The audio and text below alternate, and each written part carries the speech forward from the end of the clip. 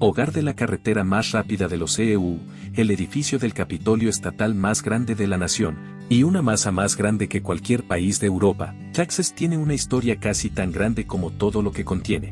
La historia del gran estado de Texas técnicamente comienza alrededor del 9200 AC al menos. Los paleoindios fueron los primeros habitantes del territorio, y en los primeros años de nuestra era, Texas ya contaba con una población indígena considerable. Cuando el continente norteamericano comenzó a ser colonizado, había alrededor de 6 grupos culturales nativos principales solo en Texas. Esto significaba que el destino de los primeros colonos europeos dependería en gran medida de cómo respondieran los lugareños a su presencia. El primer explorador europeo en cartografiar la costa del Golfo de Texas fue Alonso Álvarez de Pineda en 1519, aunque no sería hasta dentro de casi una década, hasta que un español realmente viajó al interior de América del Norte y, por lo tanto, a Texas. Esta próxima expedición comenzó en 1528 bajo la dirección de Pánfilo de Narváez, pero pronto se convirtió en un completo desastre. Huracanes y tormentas salvajes azotaron la expedición y hundieron 2 de los barcos de la flota, matando ya a una buena parte de los 600 hombres iniciales. Los sobrevivientes todavía estaban destinados a aterrizar en la actual Tampico, México, pero por suerte, fueron desviados de su curso hacia Florida, no muy lejos de la actual Tampa Bay. Ahora, Narváez optó por dividir sus tropas en 2 grupos, uno en tierra y otro todavía en los barcos, para explorar la costa norte de Florida. Estas expediciones tenían la intención de reunirse una vez más en un puerto no especificado, pero una vez más el plan fracasaría. No había puerto donde pudiera atracar la flota, y los 300 que habían viajado por tierra estaban sitiados por las tribus indígenas locales, así como por el hambre y las enfermedades. Estos exploradores estaban muriendo en masa ahora, y solo unos meses después, quedaban alrededor de 90. Sin embargo, las condiciones no eran mejores que hasta ahora y cuando el último grupo de exploradores fue arrastrado a la isla de Galveston, los nativos los secuestraron rápidamente y más continuarían sucumbiendo a las enfermedades, el hambre y ahora las duras condiciones de su nueva situación. 8 años después, 90 se convirtió en 4. Alvar Núñez Cabeza de Vaca, Andrés Dorantes de Carranza y su esclavo Estebanico, y Alonso del Castillo Maldonado eran los únicos miembros restantes del viaje de Narváez. Los últimos sobrevivientes intentaron por su cuenta explorar lo que pudieron de la parte suroeste moderna de los Estados Unidos y la parte superior de México, pero pronto se unirían a un grupo de cazadores de esclavos que encontraron en Sinaloa en 1536. Finalmente, la expedición llegaría a la Ciudad de México y, finalmente, los pocos supervivientes que quedaban regresaron a sus hogares españoles. Los franceses, sin embargo, no estaban menos interesados que España. Si bien los españoles no lograron continuar con sus primeras expediciones con el establecimiento de asentamientos reales, los franceses lograron hacerlo sin siquiera tener la intención de hacerlo. Todo comenzó a fines del siglo XVII cuando un noble francés llamado Robert Cavelier de la Salle decidió para explorar a lo largo del río Mississippi con el propósito de encontrar una manera de crear un mejor amortiguador entre los territorios norteamericanos de Francia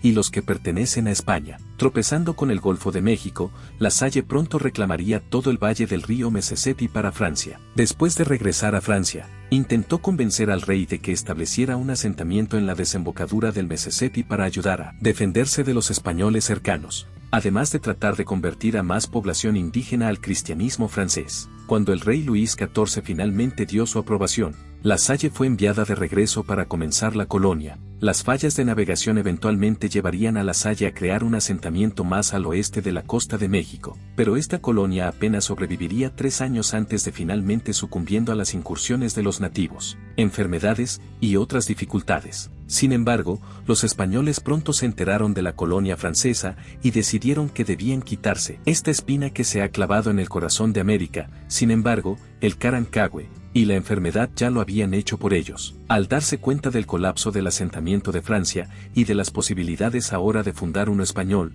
Alonso de León fue enviado a establecer primero una misión en el este de Texas en 1690. Esto inició un periodo de interés intermitente en Texas por parte de España a medida que choca con los nativos parecían disuadir continuamente a los españoles de hacer mucho más. Los esfuerzos reales parecieron llegar solo a principios del siglo XVIII, después de que un misionero franciscano intentara buscar el apoyo de los franceses para establecer nuevas misiones en Texas. España se movería casi de inmediato para volver a ocupar el territorio y mantener alejados a los franceses, lo que hicieron bastante bien.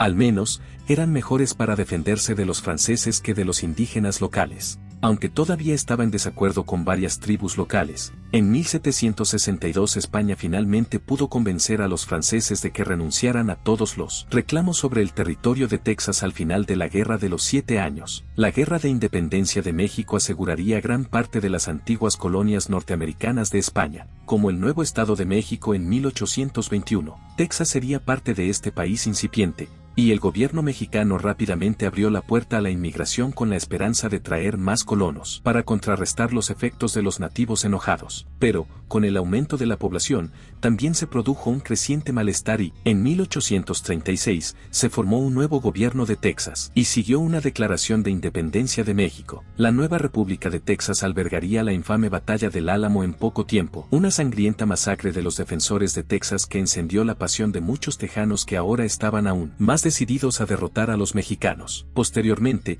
la Revolución de Texas tendría éxito al final, aunque los luchadores por la independencia que se oponían a lo que consideraban el gobierno tiránico de México pronto votaron a favor de convertirse en parte de los Estados Unidos. Irónicamente, este último ni siquiera quería Texas al principio. Andrew Jackson y Martin Van Buren rechazaron la idea inicialmente, pero la presión de Gran Bretaña para que Texas siguiera siendo soberano empujó francamente a los estadounidenses hacia la anexión. Finalmente, en 1845, ambos congresos aprobaron la medida, y Texas se convirtió así en un estado de los EU. Esto, como era de esperar, provocó discordia entre Estados Unidos y México por disputas territoriales que iniciarían el inicio de la Guerra México-estadounidense, aunque, al final, México técnicamente recibiría dinero a cambio de la propiedad estadounidense total de Texas, así como de otros territorios cedidos. No quedaba mucha opción cuando terminó la guerra. Originalmente, Texas había reclamado estos territorios cedidos adicionales, que ahora forman parte de los actuales Colorado,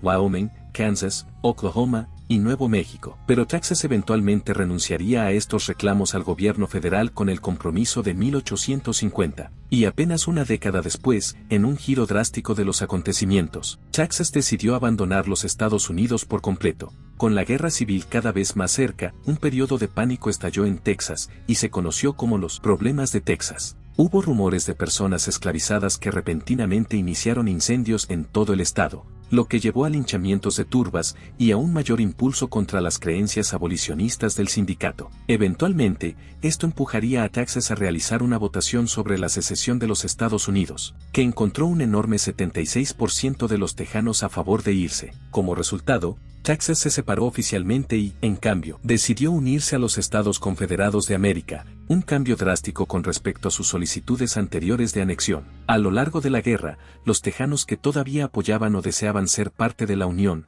enfrentaron graves consecuencias por su disensión, particularmente en los distritos alemán y mexicano, y en el condado de Cook en particular. En este último, más de 100 simpatizantes sindicales fueron arrestados, y más de 60 de ellos fueron ejecutados. La era de la Guerra Civil Texas estuvo plagada de tales masacres de unionistas e incluso después de que la Proclamación de Emancipación y el 19 de junio marcaron el final de las hostilidades de una forma, también desencadenó una nueva ola de violencia e indignación de los veteranos confederados. Sin embargo, Texas se reincorporaría oficialmente a los Estados Unidos de América el 30 de marzo de 1870. La siguiente fase de la historia de Texas marcó una época de difícil reconstrucción. Las divisiones raciales hicieron que el Partido Republicano de Texas, que alguna vez contaba con un 90% de negros, perdiera el poder ante los demócratas blancos. Esto también coincidió con un nuevo movimiento dentro del Partido Republicano que tenía como objetivo sacar a los esclavos liberados del poder en el partido, y todo esto reflejaba el conflicto general entre negros y blancos y la violencia racial en curso en todo el antiguo Estado Confederado. Estos desafíos se prolongarían hasta el siglo XX mientras Texas luchaba por estabilizarse socialmente. Dentro del sindicato, los huracanes, la sequía y el asesinato de JFK también azotarían el gran estado de Texas durante el próximo siglo, por lo que aún será un viaje difícil para los tejanos. Gracias por mirar el video. Si te ha servido la información, por favor dale me gusta al video y compártelo. No olvides suscribirte a nuestro canal para ver más videos interesantes. Hasta la próxima.